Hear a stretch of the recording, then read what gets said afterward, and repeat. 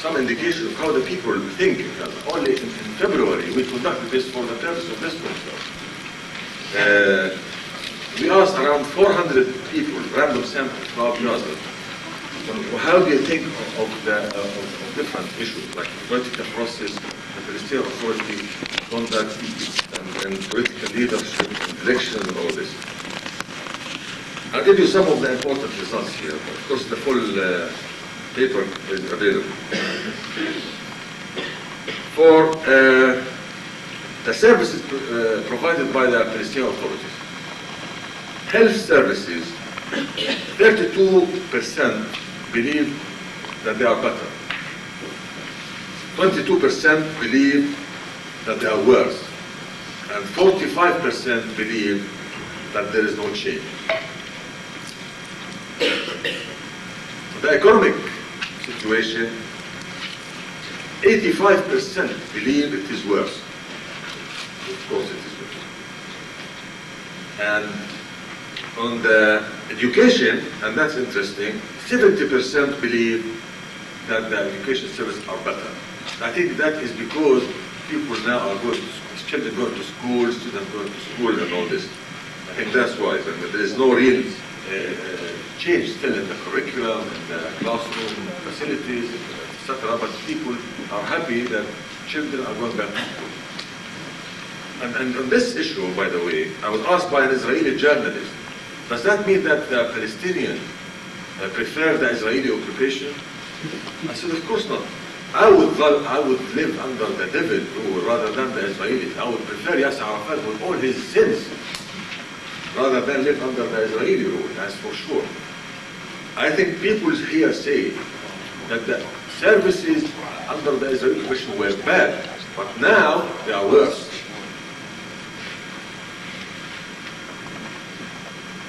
One positive element here is that people feel that personal safety is assured. You know, in the months immediately preceding the entry of the Palestinian force, there was a phenomenon in Gaza which was Palestinian terror against other Palestinians, a campaign of terror. Hamas and others were killing people, throwing them on rubbish dumps, and distributing videotapes of torture, alleged collaborators. That has put the whole community in a state of alarm and severe anxiety. And this is why, since the entry of the Palestinian force, 83% of the population feel that it is much safer than before. No Israelis in the streets of Gaza, and no Palestinian terror against other Palestinians. And that is very positive. However, people feel not very optimistic about the future. 43% of the people have a kind of optimism regarding their personal future. Only 43%. 50% are not pessimistic, are not optimistic. As general conduct of the Palestinian Authority, 34% approving the Palestinian Authority conduct. They're happy generally with the Palestinian Authority, while 56% are not happy and disappointed.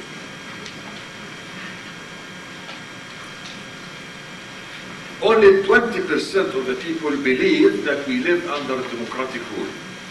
69% believe that we don't have a democracy. 41% believe that the peace treaty is the best we can achieve. 51% are against that.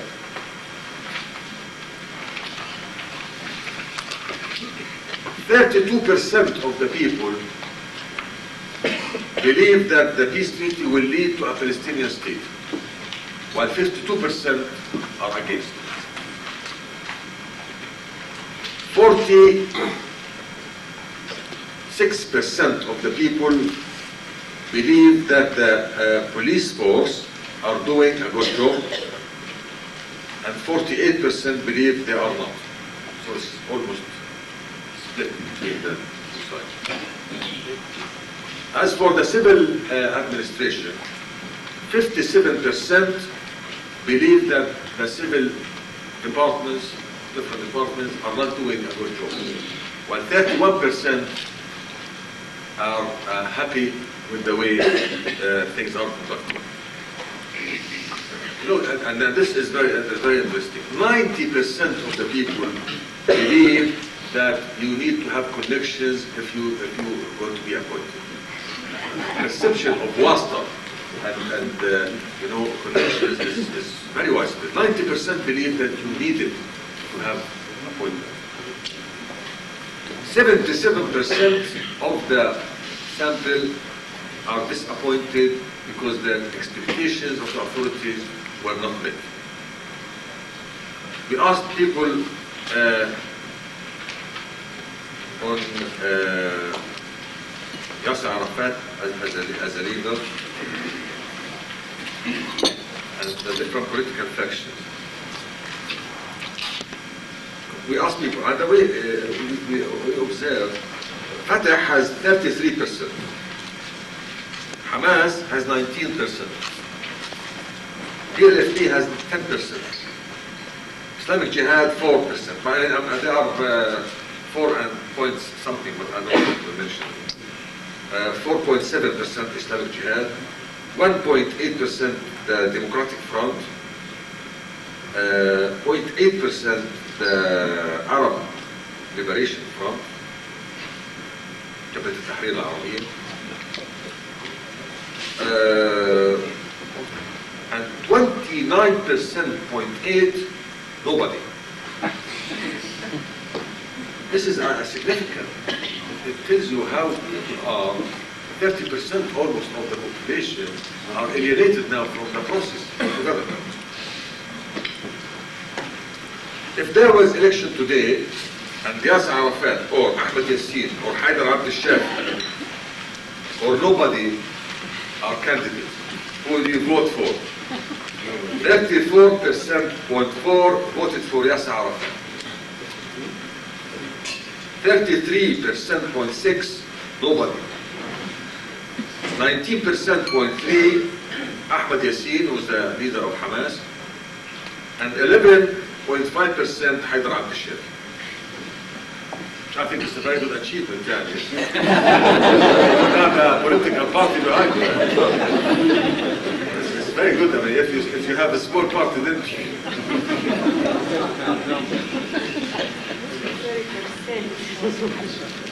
yeah. Then we observe that from all these, you find that there is an area of 34% of the population who supports Fatah, happy with the conduct of the Yasser Arafat, happy with the conduct of the Palestinian Authority. These are the bloc of Fatah supporters now in Gaza.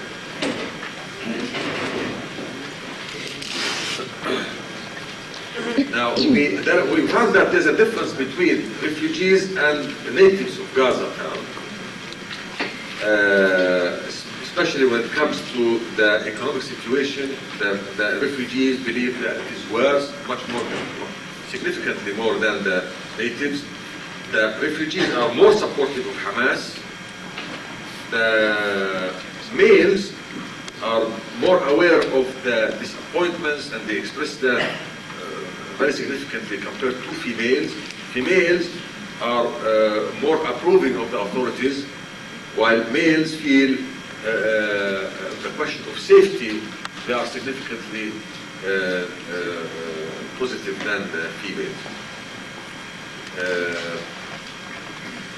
Also, males more significantly believe that connections and appointments are very important. And we found also small differences, but not very significant, between the people who have different educational background. But all in all, the situation now in Gaza is very complex. As everybody has given you some piece of the puzzle, it is very challenging for us. I think that it is very important for us not to pass judgment, but to be critical. We believe that we and the authorities will sing together. And we don't want to demolish the authorities as much as we want to create an environment in which Palestinians for the first time can elect their leaders. Yasser Arafat has signed on behalf of the Palestinians with the state of Israel. He did it single-handedly, and that is absolutely unacceptable. We have to have our leaders elected by the Palestinian community democratically, and these leaders can have the institution. And this is very important, because if anything happens to Yasser Arafat, and we don't have a legally, democratically elected institutions, then we will never have them, because we will be left with the 5 or 6 branches of the security forces now that are competing among each other who's to control the community. Once Yasser Arafat is out of the picture, he's still controlling them. He's out, they will compete among each other, and then we will have a police dictatorial state forever. At least now, to a certain degree, we can speak. If this situation continues as it is, and if Yasser Arafat is out of the picture without democracy, without elections, we will never be able even to speak. And I think that we should be aware of these facts. And I believe that with all the disappointment, with all the indifference and the alienation in Gaza now and the West Bank, there is also a very good momentum and dynamism inside the Palestinian community. People talk about the need for election, for democracy, for having a new political party, for a third alternative. You know, we have Hamas on one hand, we have Fatah on the other. People want something in the middle. And that is very dynamic and I think very hopeful. Thank you very much.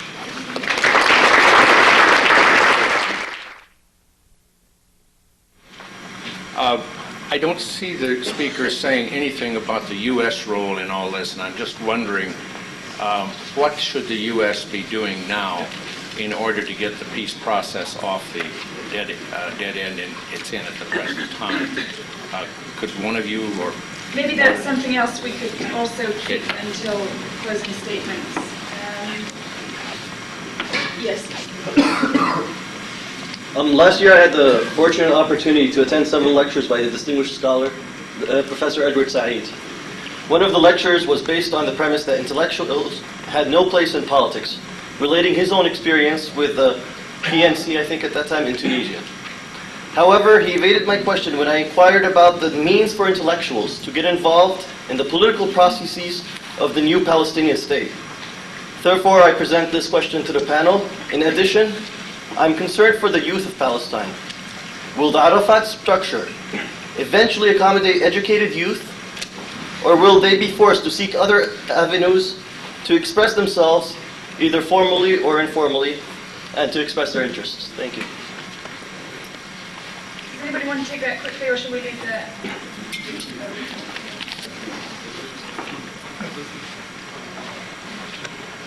I have a question about what role the PA is playing in face of the ongoing land confiscation.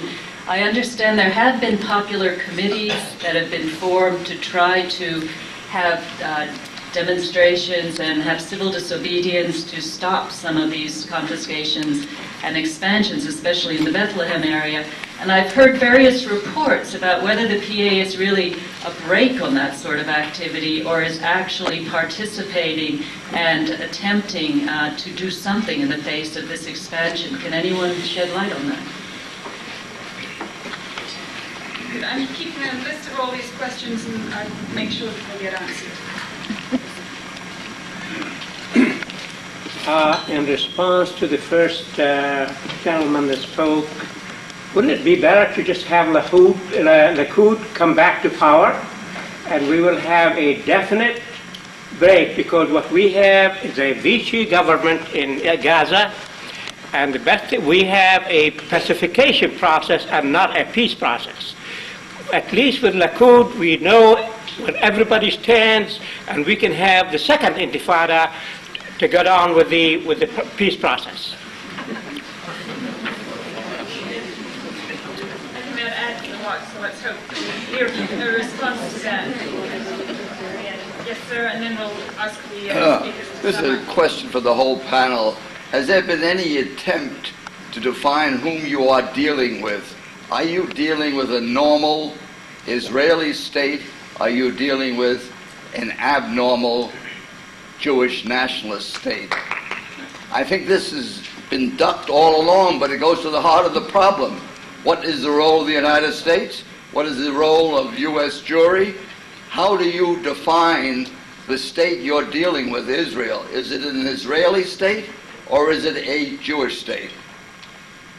I'll ask all members of the panel that question. Okay, well, I would like to ask the panelists to prepare very short summing up statements in which they can respond to anything other panelists have said or respond to the questions that we've heard from the floor. The questions included one on the role of the terror operations and your attitude and whatever towards Islamic Jihad and Hamas on that score. The American role, the openings and opportunities for youth. What is the PNA doing with respect to land confiscations?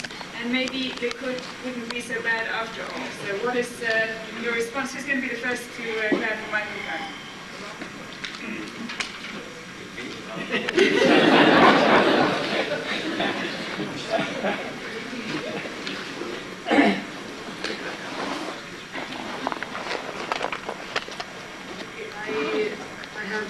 Actually, the first question I'd like to say a word about it.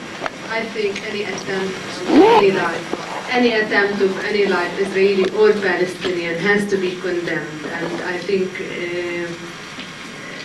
I can speak basically on behalf of those who work in the human rights movement. There is no problem with that. I think all these attacks are to be condemned, and any attempt on life is terrible. Now, the question of the U.S. role in the peace process, the U.S. Is the orchestrator of this entire chaos that we are living in. I think the U.S. has to take some initiatives in restoring what it already created in this region. The question of the intellectuals, I think it's a bit artificial to say that there is to separate the intellectuals and the rest of the society. Who is after all an intellectual and who's not, and who's everybody has a role to play in their society, and basically everybody. I don't think it is possible to say some people have to deal with politics and others, especially of their own society, because eventually, after all, we all live in these societies, and we all have the right and the duty to shape opinions and to participate actively in the work of our own society. Land confiscation, and that's the last one that I would like to say something about. I think if you look at the agreement, except in the area of Gaza and Jericho, there is actually a statement to say that the situation should stay as it was. As in the rest of the West Bank, the settlement has continued, and the expansion of settlements has continued. And as you said yourself, the situation in Bethlehem, in particular, the case of Banu al-Khadr, created a lot of attention. Now, I think the PNA, the Palestinian National Authority, has taken, and I'm not 100% informed on that because I live in Geneva, not in Palestine. The Palestinian National Authority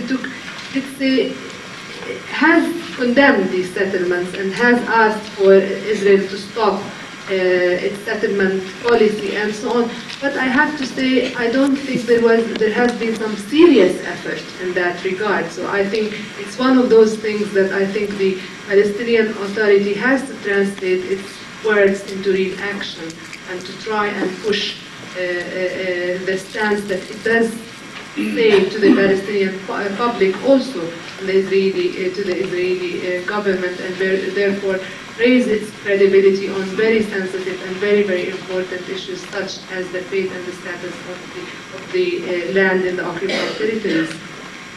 Yeah, these are the only comments I have.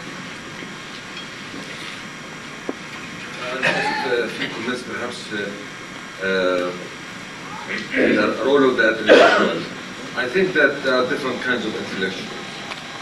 And perhaps Dr. Saeed's definition of free intellectual is rather utopian. And when it comes to the Palestinian scene, you cannot have that kind of luxury of not being involved in the political movement. However, there is a difference between being a servant to a political party or a political establishment, using your brains to serve that kind of regime, or being a critical commentator on the political process. And I think this is the role for the intellectuals.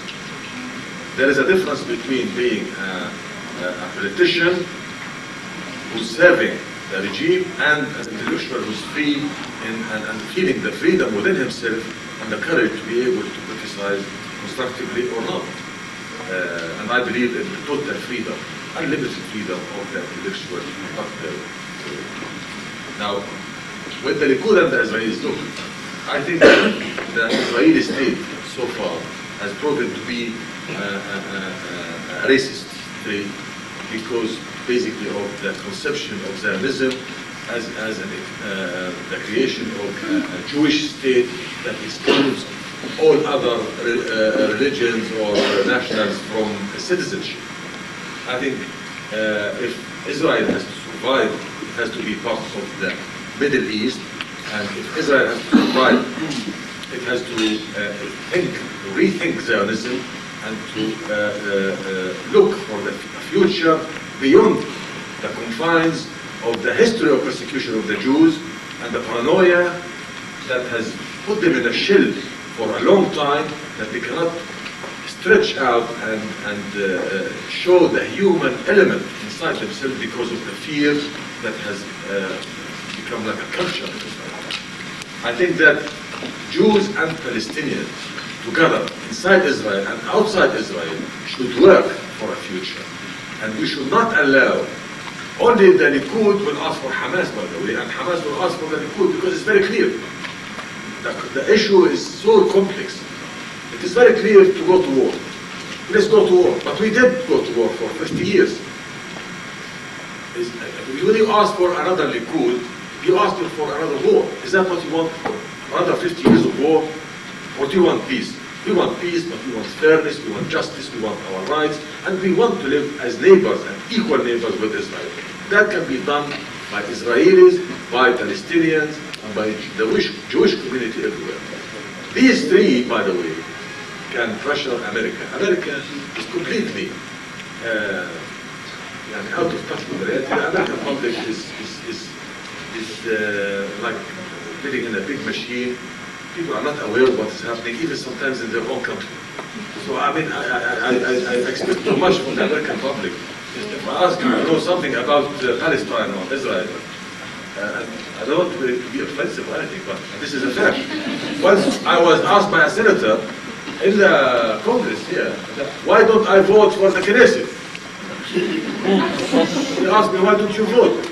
And so I had to explain to him, why don't I have to vote? Because I live under Israeli occupation and I don't have any rights. I'm a resident in Gaza, I'm not a citizen. And he was shocked. This is a senator. So what do you expect from the American public? Now the administration is completely hijacked by the Zionist lobby. That's another factor.